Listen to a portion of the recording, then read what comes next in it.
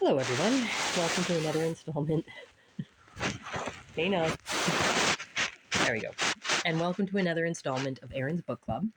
I have a book review to do today because I have had a lot of time to get some reading done because, as you can hear, I'm as sick as a dog. So that's fun.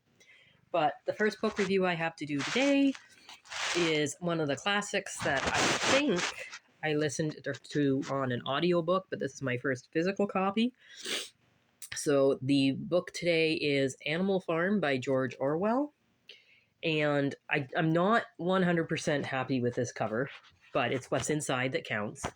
I really enjoy the way this man writes, or the way he wrote. I guess he's dead now, but I really enjoy the way he wrote this book.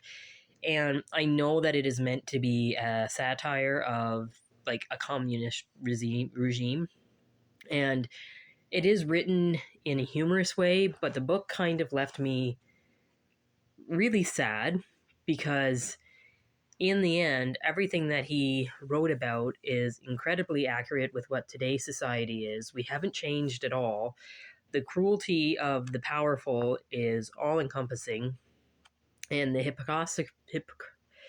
amount of I can't say the word hypocrite. The amount of hypocrites that are in the people of the places of power also is very common, and it's humorous how it's cyclical because you start with this farm, the revolution against man who stands for everything that they don't like, and then slowly but surely the more powerful animals start breaking all of the laws that they themselves have already created, and doing the things that they said that they would never allow because that's what man used to do. I think the saddest part of it all, like, you go into this knowing that the people of power and the animals of power are the ones that are going to win and perpetuate the cycle. But I think the often misoverlooked part of this is there's a part written where one of the horses, a very kindly horse who only wanted to better herself and protect the young ones around her, are going through this regime and seeing how things are going downhill and seeing how other animals are suffering and not being happy about it, but at the same time not going against what the higher power is for fear of being killed about it. And that is basically how the few rule the many, is you install the fear and nobody wants to stand up against it because nobody wants to lose their lives. And don't get me wrong, I'm not judging that outlook. I wouldn't stand up to against somebody if it meant my life would be forfeit.